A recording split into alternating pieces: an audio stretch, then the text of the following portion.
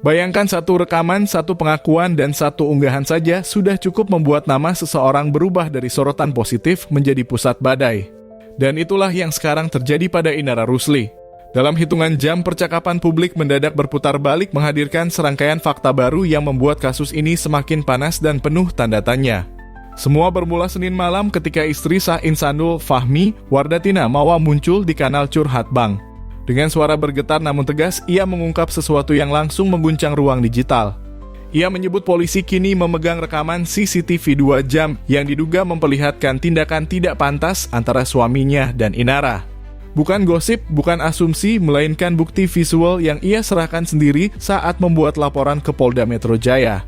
Wardatina mengaku rekaman itu bukan sekadar bukti hukum, tapi hantaman emosional yang membuatnya nyaris roboh. Ia mengatakan tidak ada istri yang kuat melihat pasangannya tertawa-tawa bersama perempuan lain dalam situasi yang menurutnya melanggar batas. Laporkan isu perselingkuhan dan perzinahan suami saya, Insanul Fahmi, dan salah satu public figure, inisial IR. Kompas lihat itu gimana? Iya.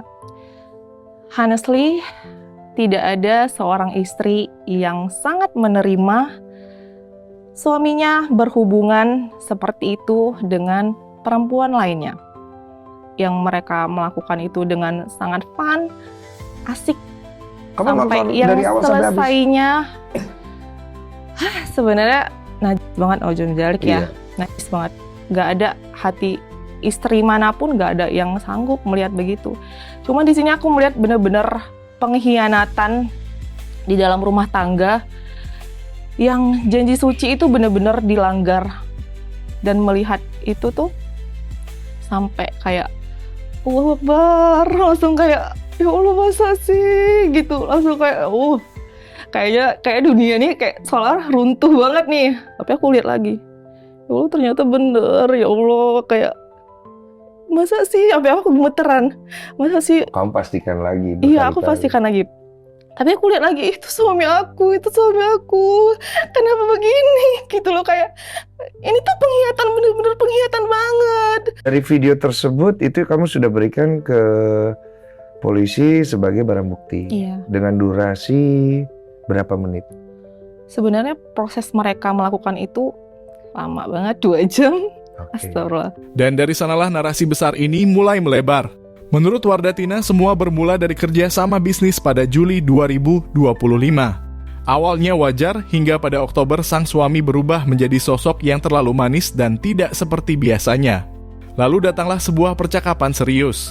Bukan penyelesaian masalah, melainkan permintaan izin poligami, beralasan bahwa Inara disebut siap menjadi istri kedua. Nah malamnya, itu posisinya malam minggu ya. Kami deep talk dah itu. Dia memberitahu lebih ke sifatnya sharing ya di situ, diskusi. Jadi dia ngasih tahu kalau hubungan mereka itu ya sekadar bisnis aja. Kok Tapi tiba-tiba ke sana ya? lambat laut itu dia langsung ngarahin ke kakak itu tuh ada niatan untuk mau masuk ke kehidupan kita. Begitu. Intinya dia ngasih tahu kalau dia minat untuk dipoligami, jadi istri kedua. Dia lagi mau membujuk kamu untuk poligami. Iya, jadi berawalnya itu sebenarnya lebih ke ini loh, misalnya dia tuh Masya Allah ya paham agama, dia menaikkan inilah marwahnya si kakak ini gitu, si kakak cewek ini. Namun yang membuat Wardatina terpukul adalah kenyataan bahwa dugaan tindakan tak pantas itu diduga dilakukan sebulan sebelum permintaan izin itu muncul. Video yang tadi kamu kasih lihat itu kan video bukti perzinahan. Iya. Hitungannya begitu kan. Iya. Kejadian video ini sebelum atau sesudah deep talk mengenai poligami tadi? Iya. Sebelum atau sesudah? Iya. Sebelum. Sebelum. Jadi video ini sebelum deep talk tadi? Iya, betul. Berarti sudah terjadi perzinahan, maksudnya begitu? Ada unsur cuci tangan nih berarti ya. Oke. Tidak berhenti di situ. Wardatina kemudian menunjukkan bahwa ia sempat berkomunikasi langsung dengan Inara via DM.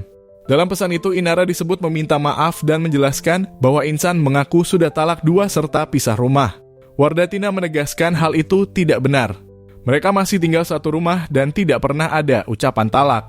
Pas suami aku tuh udah izin untuk poligami itu ya. Di bulan Oktober. Di bulan Oktober. Oke. Besoknya itu langsung dicat sama kakak itu. Aku langsung dicat sama kakak itu. Oh, kakak itu ngechat kamu duluan. Iya, kata-kata gini, halo Mawar, salam kenal ya. Iya kak, assalamualaikum, aku gituin duluan. Ya waalaikumsalam, kata dia.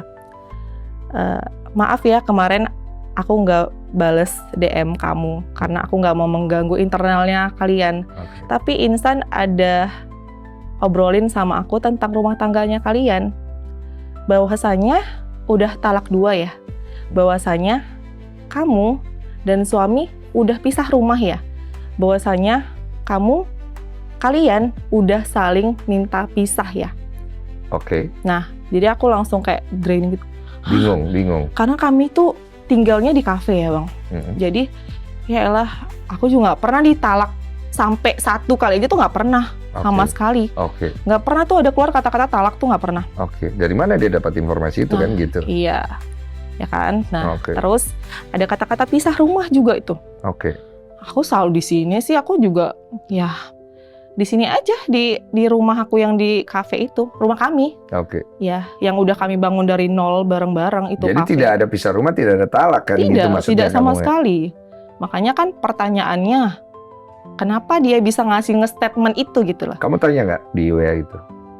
Itu dari DM BTW, Oh, dari DM. Instagram. Oke. Jadi, enggak kak, alhamdulillah kami baik-baik aja kok. Karena jujur li memang bener-bener nggak ada apapun. Maksudnya kayak nggak ada konflik apapun aku sama suaminya bang. Maksudnya aku sama suami ya bang. Iya, sama suamimu ya. Iya. Iya. Sorry. Kamu udah mau ngasih aja. No. Terus Jadi- dia balas apa? Jadi kata dia, iya Insan soalnya udah menemui abangku dan guru-guruku. Oke. Ya, bahwasanya dia mau melanjutkan niat baiknya itu ke jenjang pernikahan, kata kakak itu. Jadi aku langsung kaget dong. Di titik ini publik mulai melihat pola 2 versi cerita yang saling bertolak belakang. Ketika isu makin panas, potongan video lama Inara kembali naik di lini massa.